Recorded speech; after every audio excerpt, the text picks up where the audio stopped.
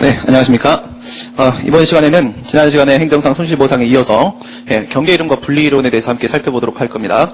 경계이론, 분리이론 먼저 독일의 이론으로 알고 계신 분들도 가끔 계시더라고요. 요거는 이제 우리나라 이론입니다. 우리나라 이론. 이제 어떻게 비교되는지 한번 보여드리도록 할 텐데, 우리 이제 손실보상과 관련된 이론들이 전부 다 독일에서 왔기 때문에 우리가 이제 명확한 경계를 좀 나눠야 되겠습니다. 먼저 여러분들 그 독일의 본기본법 제14조하고 우리 헌법 제23조 로마자 2번에 있는 요거부터 먼저 한번 비교를 해보도록 하겠습니다. 이 뭐 실강이 있으면 제가 뭐 그런 얘기도 많이 하는데, 실강이면 학생들한테 독일은 왜 헌법 이름이 본기본법일까? 우리는 왜 헌법이냐? 왜 대한민국인가? 대한제국으로부터 온 이 일제 잔재 대한민국이라는 표현은 그다지 바람직하지 않다.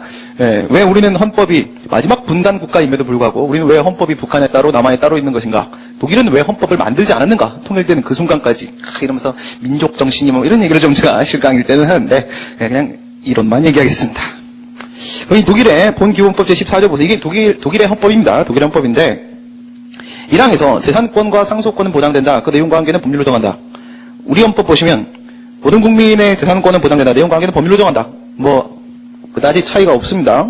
2항 보시면 재산권은 의무를 수반한다. 그 행사는 동시에 공공복리에 봉사하여야 한다.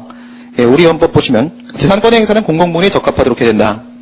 그래서 지금 14조 1항이나 23조 1항의 경우에 있어서는 우리가 얘기했던 그 사회적 제약, 왼쪽 페이지에 보시게 되면 재산권의 침해의 정도에 따라서 그 사회적 제약과 공용 침해로 우리가 나눠보도록 하는데, 사회적 제약의 경우에 있어서는 보상이 필요한 영역이 아니고 특별한 희생이 발생한 영역이 아니고 참고 견뎌야 되는 수준의 재산권 제한이라고 했습니다. 재산권의 내재하는 재산권 제한의 범위로서 사회적 제약은 참고 견뎌야 되는 문제고, 재산권 박탈의 문제가 아니라 통상 공용 사용과 공용 제한에 대한 문제로서 이렇게 살펴지게 된다. 그러나 예외적으로 그것이 사용 제한의 문제라고 하더라도, 수용의 문제가 아니라고 하더라도 특별한 희생을 예외적으로 동반할 때는 지난 시간에 우리가 봤던 뭐 나대지에 대한 개발제한구역 지정 이와 같이 예외적으로 구체적 사안의 범위 내에서 특별한 희생이 인정되는 경우라고 하게 되면 이때는 아래에 있는 공용 침해의 영역으로 넘어가게 된다. 공용 침해라는 것은 그럼 과연 무엇인가? 재산권에 내재하는 재산권의 범위를 제한 범위를 이미 초월한 겁니다. 넘어선 걸 말하는 것이죠. 국민이 참고 견딜 수 없는 정도의 재산권 침해를 말하는 것으로서 일반적으로는 공용 수용, 그리고 이제 위에서 공용 사용과 제한 중에서 일정한 경우에는 공용 침해로 파악이 되는 경우도 있다라고 했습니다. 우선 이 내용을 바탕으로 봤을 때 독일 본기본법 14조 1, 2항이 바로 사회적 제약 영역입니다. 사회적 제약 영역이고, 그다음에 우리 헌법 23조 1, 2항이 바로 사회적 제약 영역입니다. 공공복리에 적합하게 행사되어야 되기 때문에 이 공공복리 증진이라는 목적으로 발생하는 재산권의 제한은 참아야 됩니다. 여기까지는 보상이 필요 없습니다. 그런데 이제 사망을 보시면 여기서 이제 결정적인 차이점이 등장을 하죠. 공용 수용은 공공복리를 위해서만 허용된다. 공용 수용은 보상의 종류와 범위를 정한 법률에 의한 또는 법률에 근거해서만 행해진다라고 해서 보상에 대한 규정을 지금 14조 3항에 두고 있는데, 14조 3항에는 뭐만 있냐면 공용 수용만 있습니다. 재산권의 침해 형태가 오직 공용 수용만 있습니다. 이게 결정적인 차이입니다. 그런데 우리 헌법 23조 3항을 보시면 공공필요에 의한 재산권의 수용, 사용, 제한 및 재산권의 제한 형태가 지금 수용과 사용과 제한과 세 가지가 모두 다 등장을 하고 있습니다. 앞서 말씀드린 바와 같이 수용 규정이라는 것이 있고 내용 규정이라는 것이 있습니다. 내용 규정이라는 것은 그 재산권을 박탈시키는 것이 아니라 재산권의 내용을 제한하는 규정을 우리가 내용 규정이라고 합니다. 그렇기 때문에 사용과 제한은 바로 내용 규정에 해당을 합니다. 그러면 본기본법은 14조 1, 2항의 내용 규정, 1, 2항의 내용 규정에 해당한다라고 보겠고, 14조 3항은 오직 수용에 대한 내용만 담고 있기 때문에 수용 규정이라고 볼 수 있습니다. 하지만 우리 헌법 23조는 1, 2항이 분명 내용 규정이고요. 거기에 수용이 들어갈 수는 없겠죠. 그런데 3항에 내용 규정 플러스 수용 규정 모두 포함되어 있습니다. 이게 바로 결정적인 차이점입니다. 그럼 이 차이점을 여러분들이 몸으로 느끼는 가운데 독일의 상황을 우리가 한번 살펴보도록 하겠습니다. 우리가 지난 시간에 위법 과실의 영역과 적법 무과실의 영역 사이에 위법 무과실의 영역이 존재할 수 있다고 했는데, 그것이 바로 사용 제한의 문제임에도 불구하고 거의 수용에 버금가는 상황, 수용 유사적 침해 상황이라고 했었습니다. 그것을 독일 본 기본법 안에다가 우리 한번 적용을 시켜보도록 하겠습니다.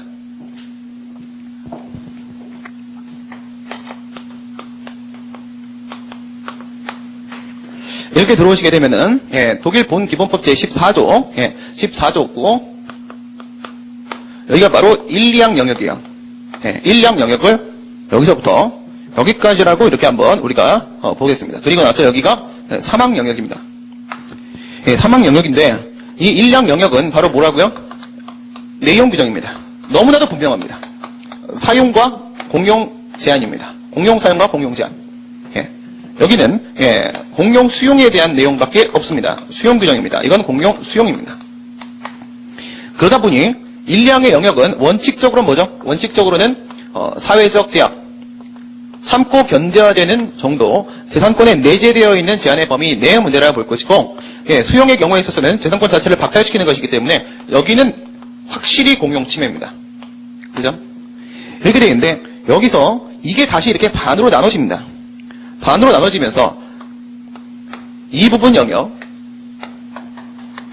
여기는 엄연히 사용 제한의 문제임에도 불구하고 거의 수용에 지금 버금가는 이런 상황이 여기서 발생을 하게 됩니다. 그럼 이 부분에서 권리 침해를 받았을 때 과연 어떤 방식으로 권리 구제를 받아야 될 것인가, 이런 문제가 생기게 되는데 여기서 첫 번째 수용 유사 침해 이론이라는 게 있습니다. 이거는 독일의 최고법원, 우리로 치게 되면은 대법원이죠. 얘들 같은 경우에는 수용 유사 침해 이론을 적용을 시킵니다. 그 다음 독일의 연방헌법재판소 헌재라고 쓰겠습니다. 독일 연방헌재, 얘네들은 자갈채취 판결이라는 게 있습니다. 자갈채취 판결이라는 게 있어요. 두 개가 과연 어떤 차이를 보이고 있는지 한번 여러분들 보시면, 만약 이게 공용 사용과 제한에 대한 문제인데 이게 특별한 희생을 동반하지 않아서 사회적 제약 영역에 머무르고 있다라고 하게 되면 더 이상 뭐 권리 구제가 필요 없습니다. 이건 참아야 되는 거니까. 이 부분에는 보상 규정이 존재하기 때문에 여기도 특별히 문제 없습니다. 손실보상이 가능합니다. 그런데 이 부분이 문제가 되는 거죠. 특별한 희생이 지금 발생한 상황이에요. 특별한 희생이. 그것이 수용이 아니라 사용과 제한임에도 불구하고 특별한 희생을 나대지처럼 이렇게 동반한 상황입니다. 이때 독일 최고법원은 어떻게 이야기를 하냐면 여기에는 수용에 거의 근접했던 것 아니냐 해서 그것이 형태가 사용과 제한의 형태를 띠고 있다고 할지라도 수용과 매우 유사하다라고 이야기를 해요. 그러면 이런 경우에는 이 경계를 어떻게 해요? 이걸 유월을 한다 이거야. 넘어왔기 때문에 엄연히 사용 제한에 대한 문제임에도 불구하고 사망을 적용시킨다고 봅니다. 넘어왔기 때문에 여기다가 뭘 적용시킨다? 사망을 적용시킨다. 그렇죠? 여기다가 사망을 적용시킨다. 사망을 적용시켜서 무엇을 인정한다는 겁니까? 손실보상을 인정을 한다는 겁니다. 이게 바로 수용 유사 침해론입니다. 공용 사용과 공용 제한임에도 불구하고 공용 수용에 버금가는 정도의 재산권 침해 상황이 발생을 했다라고 하게 되면 특별한 희생이 인정되기 때문에 수용과 유사한 것으로 파악하여 손실보상을 인정을 한다. 이게 바로 수용 유사 침해 이론이에요. 그게 바로 어떤 상황이냐? 우리가 지난 시간에 봤던 거, 위법 과실의 영역과 그 다음에 위법 무과실의 영역과 그 다음에 적법 과실의 영역과 무과실의 영역과 이렇게 했을 때 이 부분은 손해배상, 이 부분은 손실보상에 대한 문제인데 여기에 있는 이 빚금친 영역이 바로 여기에 해당 사항이 있는 거죠. 보상 규정이 있었어야 됩니다. 보상 규정이 없죠. 이런 위법 무과실 영역을 어떻게 처리했느냐? 여기서 독일 최고법원의 경우에 있어서는 수용 유사 침해 이론을 통해서 어떻게 처리했다? 가치보장입니다. 돈을 준다. 손실보상을 인정을 했습니다. 그런데 수용 유사 침해 이론을 도입을 하고 나서 문제가 뭐가 되고 있냐면 이게 위법 무과실이 된 이유가 바로 뭐였습니까? 보상 규정을 재산권 제한 법률 안에 포함을 시키지 않았기 때문에 이것이 위헌인 법률이 됐었던 것이죠. 위헌인 법률에 근거한 재산권 제한 처분은 위법한 처분일 수밖에 없었던 것이고 다만 과실이 인정되지 못했었습니다. 그 이후에 이와 같은 수용 유사 침해 이론이 지나치게 확대 적용이 되면서 이와 같은 공용 수용 사용에 대한 문제가 공용 수용 사용 제한에 대한 문제가 아니라 그 외의 위헌인 법률에 근거한 처분의 모든 상황에다가 위헌인 법률에 근거한 처분이라는 문제를 발생시키는 모든 상황에다가 수용 유사 침해 이론을 적용시키고 그리고 손실보상을 인정을 시키는 사태가 발생을 하게 됩니다. 그랬더니 독일의 연방헌법재판소는 뭐라고 이야기를 하는 거냐면 내가 니네들이 이 빚금친 영역에다가 엄연히 일량 영역인데 사망을 여기다가 이렇게 유추 적용시키는 것을 그동안 지켜봐 왔는데 보다 보니까 너무한 것 아니냐. 그래서 이건 재산권 침해와 관계가 없는 모든 위헌인 법률에 근거한 처분까지 모든 위법 무과실의 상황을 전부 다 수용 유사 침해 이론으로 처리를 해버리게 되면 어떡하느냐라고 하면서 자갈채취 판결을 내놔버립니다. 이 자갈채취 판결에 의해서 사실상 수용 의사침해 이론은 존폐 위기에 처하게 되는데요. 이 자갈채취 판결은 뭘 말하는 거냐면 갑이라는 사람이 자갈채취 허가를 받아서 자갈채취 갑이라는 사람이 자갈채취 허가를 받아가지고 이런 거 이제 강학상 특허에 해당하죠. 허가를 받아서 자갈채취 행위를 해왔었습니다. 근데 이런 경우에 항상 부관으로서 뭐가 붙어요? 기한이 붙죠. 그렇죠? 여기에 기한으로서 종기가 있었어요. 근데 이 기한이 만료돼 가고 있었던 겁니다. 그래서 얘가 연장 신청을 합니다. 갱신허가 신청을 한 거죠. 연장 신청을 했어요. 그런데 그 사이에 무슨 일이 있었냐? 그 사이에 수리관리법이라는 것이 제정이 됐습니다. 수리관리법이라는 것이 제정이 됐고 이에 따르게 되면 상수원 보호구역 내에서는 자갈채취를 할 수 없다라는 금지 규정이 들어와 버렸습니다. 이 안에서 상수원 구역에서는 무엇을 할 수 없다, 자갈채취를 할 수 없다라는 금지 규정이 이 안에 포함이 되어 있었던 거예요. 그러니까 자갈채취 허가에 대해서 연장, 갱신허가 신청을 했는데 여기다가 뭐가 나왔냐? 거부처분이 나왔습니다. 처분은 항상 그 처분을 할 당시의 시행 법령을 근거로 판단을 해야 되기 때문에 수리관리법에 따르게 되면 이거는 거부할 수밖에 없었던 거예요. 근데 갑은 이제 이렇게 주장을 하는 것이죠. 야, 여기 왔어. 여기서 내가 이 땅을 구입을 하고 했던 이유는 바로 자갈채취를 하기 위함이었었다. 근데 여기서 이 자갈밭인데 전부 다 자갈밭인데 자갈채취를 못하게 막아버리게 되면 난 이 땅 뭐에다 쓰냐? 그래서 건물을 지을 수도 없고 농사를 지을 수도 없고 아무것도 사용할 수 있는 방법이 남아있는 게 없지 않는가? 그렇다면 이것은 무엇이랑 똑같은가? 국가가 내 땅을 뺏어간 것과 전혀 다르지 않다. 이 거부는 이거죠? 이 거부는 여기서 자갈채취 행위를 금지하는 이것은 나에게 있어서만큼은 무엇과 똑같다? 공용 수용과 사실상 동일하지 않는가? 이렇게 주장하는 거예요. 그렇다면은 이건 분명히 수용 유사 침해 이론, 당시까지의 수용 유사 침해 이론에 따르게 되면 당시까지의 수용 유사 침해 이론에 따르게 되면 손실보상을 해주는 게 맞다 이거예요. 그래서 얘가 손실보상 청구를 합니다. 손실보상 청구를 하는데 여기에 대해서 우리가 봤던 것처럼 이거를 공용수용과 흡사한 상황으로 보게 되면 기존의 수용유사침해 이론에 따르게 되면 본기본법 14조 사망을 요초 적용시켜가지고 손실보상을 인정을 했어야 되는데 이걸 기각시켜버립니다. 더 이상은 공용수용, 명시적인 공용수용이 아닌 경우라고 하게 되면 땅 뺏은 거 아니지 않느냐? 이 땅 뺏은 적이 없다. 따라서 이런 경우에는 14조 사망을 적용시킬 수 없다 이거예요. 14조 사망의 유추 적용은 불가능하다. 이렇게 인정을 해버립니다. 그럼 이제 어떻게 해야 되는 것이냐? 얘네들이 원하는 것은 이겁니다. 취소 소송을 제기하라. 취소송을 제기하라. 여기서 거부처분이 나왔지 않는가? 거부처분에 대한 취소송을 수용 유사침해 이론을 떠올리지 말고 거부처분 취소송을 제기하라. 그리고 나서 너와 같은 상황이 있어도 특별한 희생이 발생할 수 있는 상황을 고려하지 않고 보상 규정을 포함하지 않은 수리관리법은 위헌이다라고 주장을 하고 그래서 위헌인 법률에 근거한 처분이니 이 거부처분에 위법하다 주장을 하면 취소송이 인용될 수 있다. 그럼 너는 예외적으로 여기서 자갈채취 행위를 할 수 있지 않겠는가? 이렇게 얘기를 하는 겁니다. 취소송을 통해서 뭐 하라고요? 존속보장을 통한 권리구제를 도모하라 이겁니다. 이게 바로 자갈채취 판결인 겁니다. 이 독일 연방헌법재판소의 자갈채취 판결에 의해서 결국은 무엇이다? 수용유사침해 이론이 종언을 보호하게 됩니다. 그런데 종언을 보호한 이 수용유사침해 이론은 말 그대로 14조 사망을 요추 적용시키는 그런 식의 수용유사침해 이론이 종언을 구한 겁니다. 하지만 현재도 수용유사침해 이론은 그 명맥을 유지하고 있는 바 어떤 식의 명맥을 유지를 하고 있는 것이냐면 14조 사망을 유추 적용시키는 14조 사망을 이용하는 수용유사침해 이론이 아니라 지금의 독일의 수용유사침해 이론은 바로 무엇이냐면 14조 사망은 이제 자갈채취 판결에 의해 더 이상 이용할 수가 없게 됐습니다. 그런데 이런 주장을 하는 거죠. 그러면 취송을 제기하라고 했는데 여기다 취송을 제기하라고 했는데 너 이러면 어떡할 거냐? 제소기간 도과해버려서 불가장력 발생했다. 그럼 참으란 말이냐? 참을 수는 없는 거 아닌가? 그렇죠? 엄연히 보상 규정이 없는 것이 너 말대로 위헌인 법률에 근거한 처분이면 위법한 처분인데 불가장력이 발생해버리게 되면 그럼 이때는 어떡할 것인가? 그랬더니 수용 유사침해 이론을 일부 인정을 하게 됩니다. 그래서 손실보상을 일부 허용을 해요. 언제? 이 취소송의 제소기간 도과가 발생했을 때 이때는 손실보상을 인정합니다.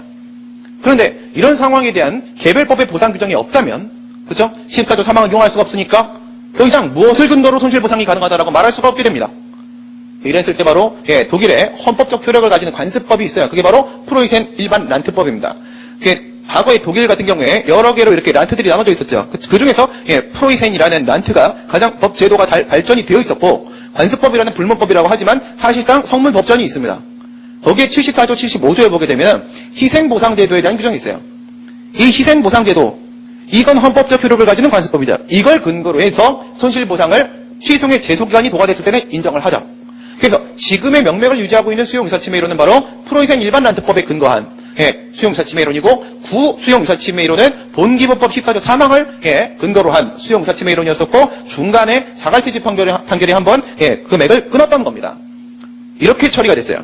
그러니까 이런 문제가 생기잖아요. 이런 문제가 생기면 독일 최고법원은 수용유사침해이론으로, 독일 연방헌법재판소는 자갈치지 판결로서 얘 같은 경우에는 어떻게 썼냐? 수용유사침해이론을 통해서 가치보장의 방법, 그 다음에 자갈치지 판결에 의하게 되면은 존속보장의 방법을 그 중심에 두는 거예요. 존속보장의 방법을 중심으로 둬서 취소 소송을 제기하도록 합니다. 물론 위헌인 법률에 근거한 처분은 과실도 인정되지 않지만 그것이 위법한지가 명백하지가 않기 때문에 무효 사유는 될 수 없습니다. 무효 사유가 아니기 때문에 제소기간으로부터 자유로울 수가 없었던 것이죠. 좋습니다. 지금 얘네들이 이랬어요. 얘네들이 이랬는데 완전 웃기죠. 지금부터 웃을 준비하세요. 하하하 이렇게 웃으세요. 화가 나시죠? 저는 이걸 보면 화가 나요. 우리 대법원 뭐라고 하냐면 수용유사침해이론을 바탕으로 경계이론을 주장합니다. 그리고 우리 헌법재판소, 그러니까 얘도 대법원이고 나도 대법원이라는 거예요. 그게 뭐 유효상정 뭐 가야 되는 개편놀이 하는 거예요? 얘 헌재, 우리 헌재가 저 자갈치지 판결을 근거로 해서 분리론을 주장하는 겁니다. 거의 뭐 다를 게 없는 주장이거든요. 그런데 처음에 말씀드린 대로 14조 3항에는 공용 수용에 대한 내용밖에 없고 23조 3항에는 내용 규정과 수용 규정, 사용 제한까지 다 포함이 되어 있습니다. 분명히 독일과 우리의 법체가 다름에도 불구하고 그대로 갖다가 이렇게 끼워 맞추기 식으로 얘기를 하니까 이상한 현상이 나타나게 돼요. 그래서 지금 우리나라의 경계이론은 어떤 것이고 우리나라의 분리이론은 어떤 것인가, 이걸 한번 우리가 비교를 해보도록 하겠습니다. 경계이론, 분리이론에 따르게 되면 이건 가치보장을 중심에 두는 것이겠죠? 얘니까. 그렇죠? 얘는 존속보장을 중심에 두는 거겠죠? 여기서 온 거니까. 네. 얘 같은 경우는 이렇게 말을 해요. 헌법 제23조 1항과 2항의 영역과 헌법 제23조 3항의 영역을 나누고, 분리이론의 경우에 있어서는 헌법 제23조 1항 3항의 영역과 아이고 이거 공간이 23조 3항의 영역과, 여기는 23조 1항과 2항의 영역과, 얘는 헌법 제23조 1항과 37조 2항의 영역, 이렇게 나왔어요.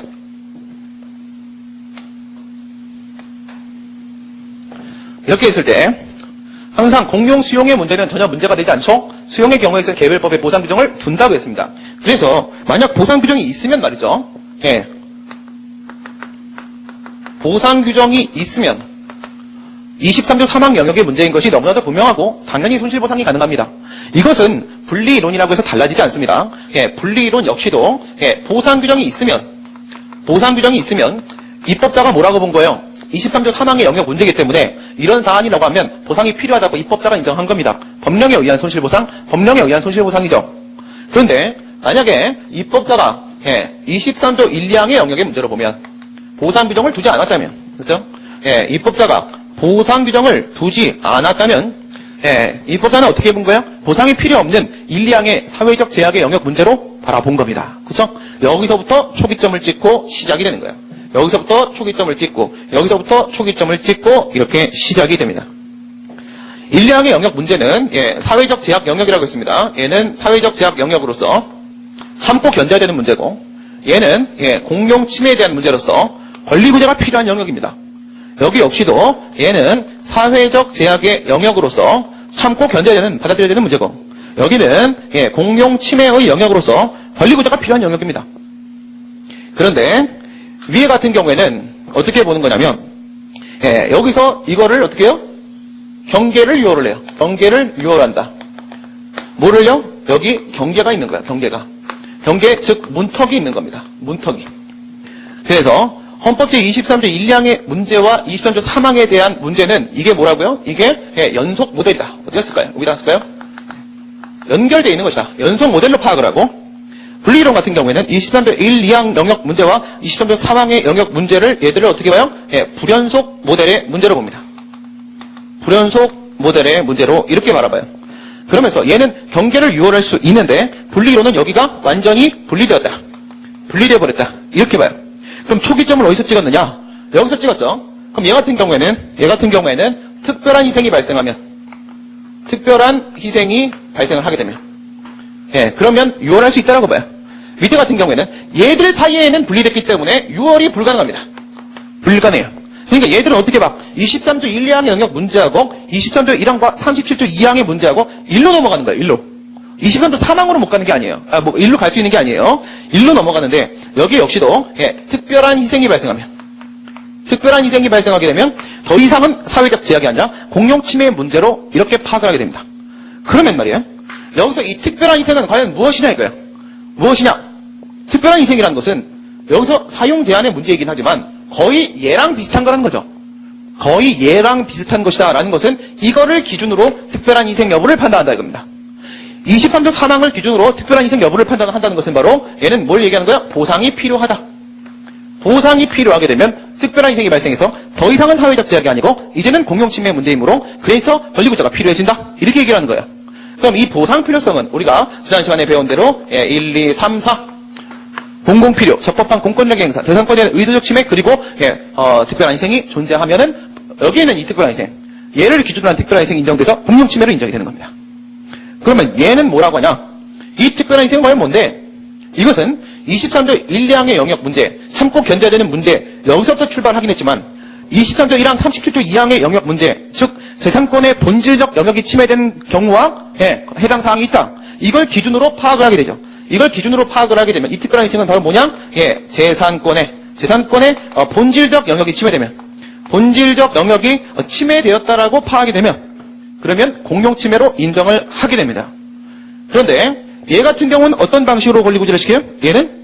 얘는 손실보상의 방법으로, 그죠?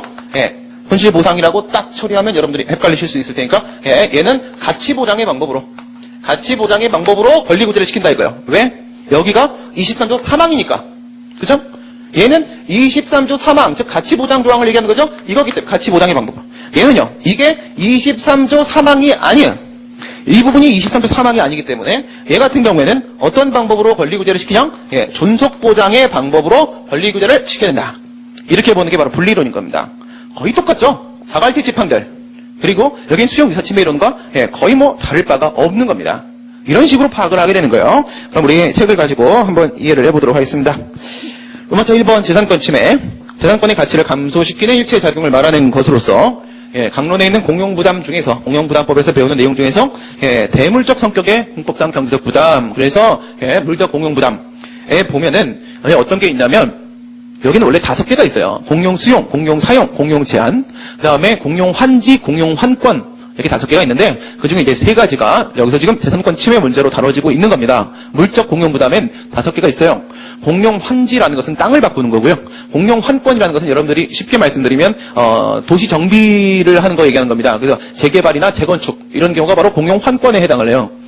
그 중에서 이제 수용과 사용과 제한에 대한 내용을 밑에 종류에서 보시면 수용은 강제적으로 재산권을 취득, 박탈시키는 것을 말하며 사용이라는 것은 사용권을 취득해서 남의 재산을 사용하는 겁니다. 국가가. 제한이라는 것은 자신의 재산권 행사, 사용수익 처분이라는 그 재산권 행사를 제한시키는 것. 이런 게 바로 공용 제한에 해당을 하겠죠. 사회적 제약과 공용침해는 우리가 아까 보신 대로 사용과 제한의 경우에 있어서는 원칙적으로 재산권에 내재되어 있는 제한이다라고 파악을 하게 되지만 예외적으로 특별한 희생이 인정될 때는 공용침해로 전환될 수도 있다고 했습니다. 밑에 공용침해의 경우에 있어서는 더 이상 참고 견디기 힘든 재산권에 내재되어 있는 제한의 범위를 넘어선 것을 말하는 것으로서 원칙적으로 공용수용을 말하는 것입니다. 공용수용을. 그러면 경계이론으로 가보도록 하겠습니다. 경계이론이라는 것은 재산권에 내재하는 사회적 제약에 관해 규정하고 있는 23조 1, 2항과 공용침해에 따른 손실보상을 규정하고 있는 23조 3항은 그 질적 정도에 따라서 일정한 경계를 사이에 두고 있는 것뿐이며 하나의 연속 모델로 연장선상에서 파악될 수 있기 때문에 특별한 희생이 발생을 하게 되면 23조 3항의 영역으로 유월에 넘어갈 수 있다는, 경계를 넘어갈 수 있다는 게 바로 경계이론이에요. 근거는 독일 연방 최고법원의 수용유사 침해 이론으로부터 왔다라고 볼 수가 있을 것이고요. 우리 판례 보겠습니다. 우리 대법원 뭐라고 하고 있느냐? 수용 유사적 침해의 이론은, 독일의 이론을 그냥 그대로 갖다가 들이대고 있어요. 수용 유사 침해 이론은 국가 기타 공권력의 주체가 위법하게 공권력을 행사하여 국민의 재산권을 침해하였고 그 효과가 실제에 있어서 수용과 다름없을 때에는 적법한 수용이 있는 것과 마찬가지로 국민이 그로 인한 손실의 보상을 청구할 수 있다는 내용으로 이해가 되는데, 여러분 거기서 위법하게 공권력 행사, 위법하게 밑줄을 그어보세요. 이게 바로 뭐예요? 위헌인 법률에 근거한 행위란 뜻이에요. 적법하게라고 표현을 안 하고 있죠? 위법 무과실을 말하는 겁니다. 위법 무과실. 수용과 다름없다. 즉 수용과 유사한 버금가는 침해다. 이해가 되는데 과연 우리 법제하에서 그와 같은 이론을 채택할 수 있는 것인가는 변론으로 하더라도 이렇게 돼 있어요. 왜 이렇게 말할까요? 여러분 독일 거랑 우리 거랑 한번 비교해 보세요. 독일 거랑 우리 거랑 한번 비교해 보시면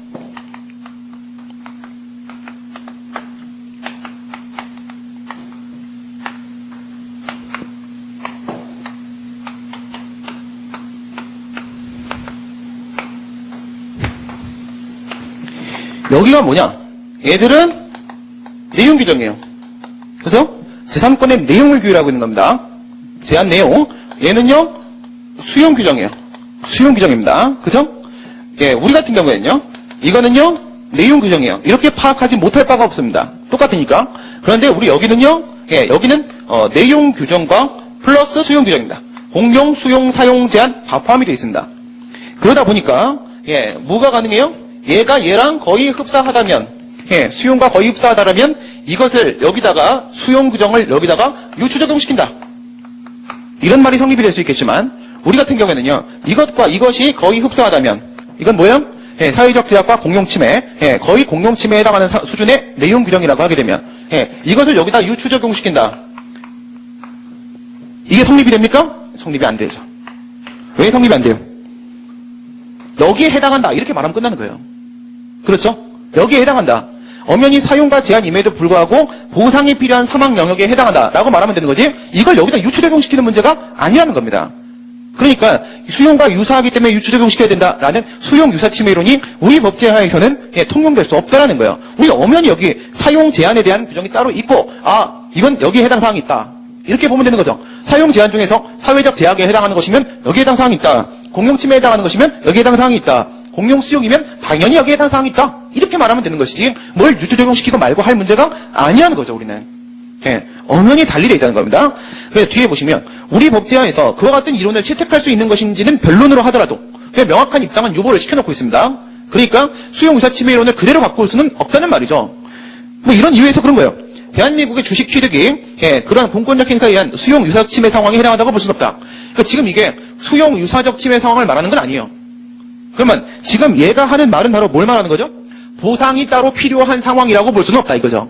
그러니까 보상을 지금 부정을 하는 겁니다. 손실보상을. 예, 별도의 보상이 필요한 상황이라고 볼 수 없다. 왜?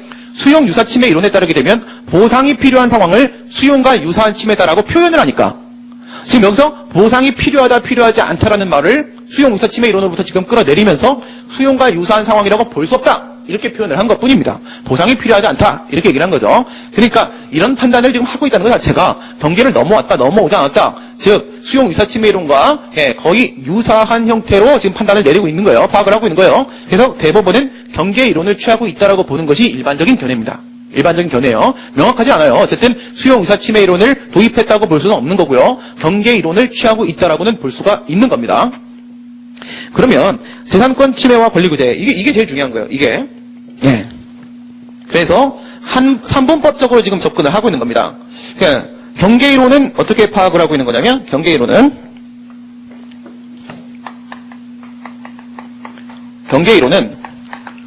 내용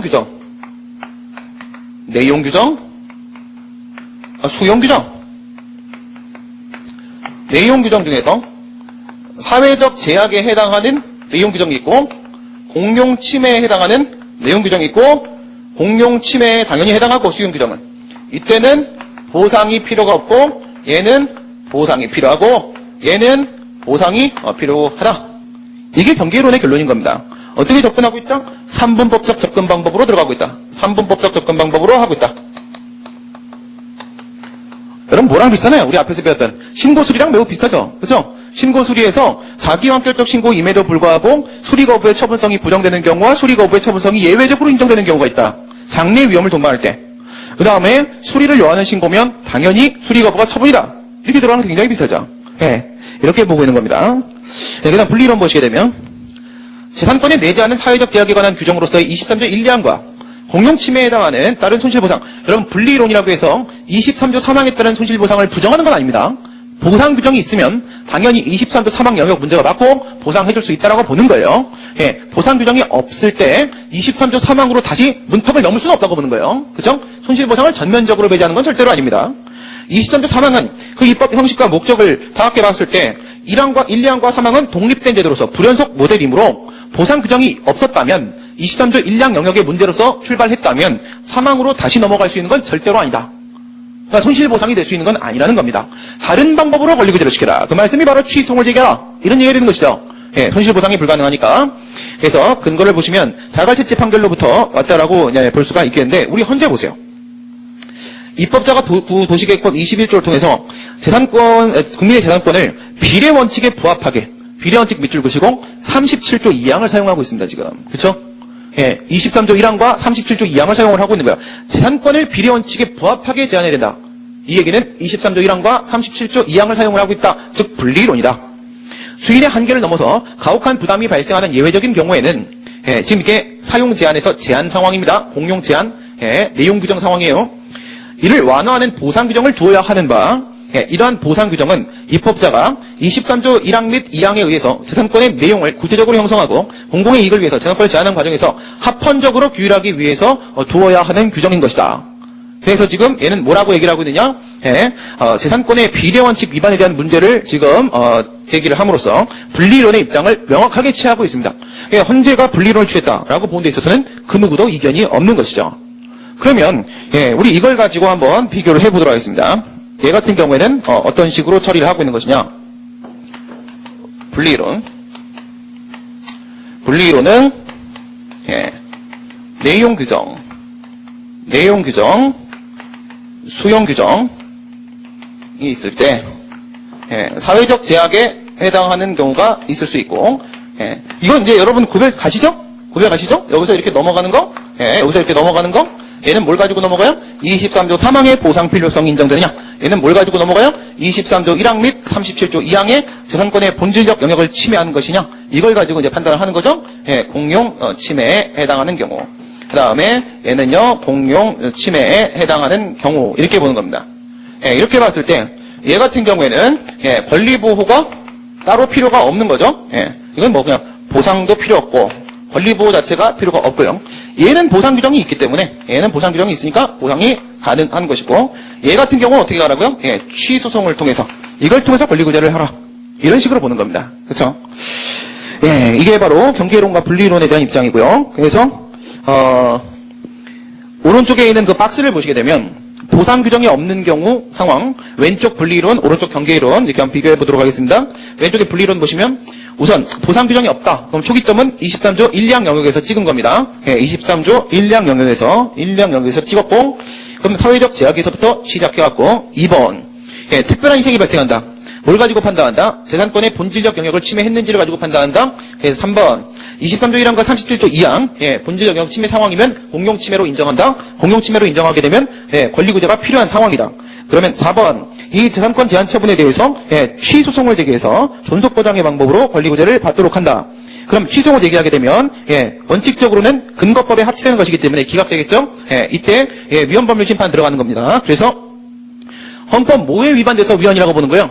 23조 3항에 위반돼서 위헌이라고 보는 게 아닙니다. 그렇죠? 23조 1항과 37조 2항에 위반돼서 위헌이다라고 하게 되면 법적 근거가 상실되고 그럼 위법한 처분이 되고 결국 취소송을 통해서 존속보장이 가능한 것이다. 이게 분리이론이에요. 그럼 오른쪽에 경계이론 보시게 되면 역시 보상 규정이 없기 때문에 23조 1항 영역에서부터 출발을 하게 되고 보상 필요성이 인정되면 공용 침해로 넘어갈 수 있는데 이때 보상 필요성은 바로 23조 3항을 근거로 판단되는 것이고요. 그 다음 23조 3항에는 재산권 제한과 보상 규정을 법률로 하도록 했는데 우리가 이것을 불가분 조항으로 파악을 해야만 23조 3항을 해석할 가치가 있는 것이고요. 그 그 다음 불가분조하고는 우리가 파악을 하게 되면 23조 사망의 효력이 어디까지 미치는지에 따라서 손실보상 및 손해배상 가능 여부가 달라질 것이기 때문에 여기서 바가지 학설 5개를 비교하시고 여기서 위헌무효설의 입장을 취하시게 되면 손해배상이 가능하다 이렇게 갈 것이고 그것이 아니라 직접 효력설 및 또는 유추적용설의 입장을 취하게 되면 손실보상이 가능하다 이렇게 넘어가게 될 겁니다. 그래서 분리이론과 경계이론 우리가 나눠봤는데 여러분 지금 이 분리이론 있지 않습니까? 분리이론 헌법재판소의 입장을 헌재 됐을까요? 우리 헌재입니다. 우리 헌재는 어떤 입장을 취하고 있다라고 우리가 볼 수 있을까요? 우리가 23조 사망을 방침규정설, 직접효력설, 유추적용설, 위헌무효설, 보상입법 부작위 위헌설로 파악을 한 것은 손실보상이라는 논의 안에서 한 것이기 때문에 손실보상은 경계이론의 문제 아닙니까? 그죠? 그래서 우리가 23조 사망을 우리가 파악했던 5가지 학설은 경계이론 안에서 논의한 거예요. 그 대법원 입장을 전제로 얘기했다 이겁니다. 그럼 경계이론 안에서 논의한 건데 그럼 우리 헌재는 어떤 입장일까요? 우리 헌재는 이렇게 표현할 수 있을까요? 이렇게? 분리이론에 입각한 위헌무효설 이렇게 우리 파악할 수 있을까요? 그렇겠죠. 위헌무효설이란 게 뭐였어요? 여기서 위헌무효설은 본체 소송이 손해배상 청구 소송이었고요. 그 다음 위헌법률 심판으로 넘기는 이런 방법을 사용을 했었습니다. 거기서 23조 사망에 위반돼서 위헌이다 이렇게 들어갔었단 말이에요. 그죠? 그러면 분리이론에 입각한 위헌무효설의 입장을 우리 헌재가 취하고 있다 이렇게 볼 수 있을 텐데 그럼 이거 우리 이제 비교를 해보시게 되면요. 위헌무효설, 원래의 위헌무효설하고, 그죠? 즉, 경계이론에 입각한, 우리 아까 봤던 사설입니다. 얘하고, 그 다음에 분리이론에 입각한, 우리 헌재 입장이죠. 분리이론에 입각한 위헌무효설하고 2개를 비교해보시면, 본체 소송이 뭐냐? 얘는요, 본체가 경계이론에 입각하게 되면 손해배상 청구 소송입니다. 손해배상 청구가 본체고 얘 같은 경우에는 취소송이 본체입니다. 그 다음에 규범통계 들어갑니다. 얘도 규범통계 들어가고요. 여기서도 위헌법률 심판으로 들어가고요. 얘도 역시 마찬가지로 위헌법률 심판으로 들어갑니다. 위헌법률 심판으로 들어갑니다. 그 다음에 그러면 무엇에 위반되었다? 얘 같은 경우에는 23조 3항에 위반돼서 위헌이라고 봅니다. 얘 같은 경우에는 23조 1항과 37조 2항에 위반돼서 위헌이라고 봅니다. 그러니까 경계이론에 따르게 되면 뭐가 가치보장의 방식으로 경계이론에 따르게 되면 어디에 23조 3항에 분리이론에 따르게 되면 어떤 방식으로 존속보장의 방식으로 분리이론에 따르게 되면 어디에 재산권의 본질적 영역침해 30조 2항에 위반되면 위헌 이렇게 들어가는 차이를 보이고 있는 거죠. 그래서 우리 헌재는 분리이론에 입각한 위헌무효설의 입장을 취하고 있다 이렇게 볼 수가 있겠네요. 어려운 내용인데 경계이론과 분리이론 어려운 내용인데 우리가 한번 전체적으로 파악을 해봤고요. 그 다음 여러분 이제 우리 지난 시간에 배웠던 거 앞으로 한번 다시 돌아가 보시면요. 손실보상 맨 끝에 부분에 유추적용설을 우리가 다시 한번 비판을 해본다라고 말씀을 드렸었죠. 그렇죠? 유추적용설을. 우리 이제 어떤 얘기를 할 수 있을까요? 지금 이 유추적용설은 어디서 온 거죠? 독일의 수용유사침해 이론 중에서도 종래의 수용유사침해 이론에서 온 거죠. 유추적용설이 지금 어떤 내용으로 지금 파악을 하고 있습니까? 23조 사망을 유추적용시킨다라고 하고 있죠. 독일의 종래 수용유사침해 이론이 바로 14조 사망을 유추적용시킨다라는 것이죠. 그런데 현재의 수용유사침해 이론은 뭐죠? 독일에서 프로이센 일반한테법 74, 75조의 관습법입니다. 우리나라에는 그러한 관습법이 존재하지도 않고요. 현재 독일의 수용유사침해 이론이 14조 사망을 유추적용시키는 방식을 취하는 것도 아닙니다. 그렇기 때문에 유추적용설을 또한 이 같은 점에서 우리가 비판할 수 있겠고요. 또 어떤 점에서 비판할 수 있죠? 우리 아까 이쪽에서 판서에서 우리가 비판을 할 때 어떻게 했냐면 독일의 14조 사망은 오직 수용규정만 있고 우리의 23조 사망에는 내용규정과 수용규정이 모두 다 있다. 독일이 다시 한번 정리합니다. 독일의 수용유사침해 이론이 지금도 14조 사망을 유추적용시키는 방식을 취하고 있다라고 하더라도 말이죠. 우리는 23조 사망을 1, 2항 영역으로 유추적용할 필요가 없는 거죠. 23조 사망에 있는 공용침해에 해당하는 내용규정 상황이다. 공용침해에 해당하는 사용제한 상황이다라고만 말하면 바로 23조 사망이 적용될 수 있는 것이지 그걸 굳이 우리가 유추적용시킬 문제는 아닌 겁니다. 그냥 23조 사망을 적용시키면 되는 것이죠. 보상필요성, 특별한 희생이 인정되면 23조 사망에 있는 바로 23조 사망상의 사용제한 이것에 해당한다라고 하면 바로 적용시키면 되는 것이지 그걸 유추적용시킬 문제가 전혀 아니라는 거예요. 그럼 여기서도 여러분들이 바로 적용시키면 돼? 그러면 직접 필요없을 아니야? 이렇게 말씀하실 수도 있겠지만, 예, 분명히 23조 3항에서는 법률로서 보상하라고 했습니다. 헌법으로 보상하라고 하지 않았죠? 그래서 또 유추적용서를 깨면 직접 필요없을로 넘어가게 될 것 같지만, 직접 필요없을도 적용될 수가 없는 것이죠.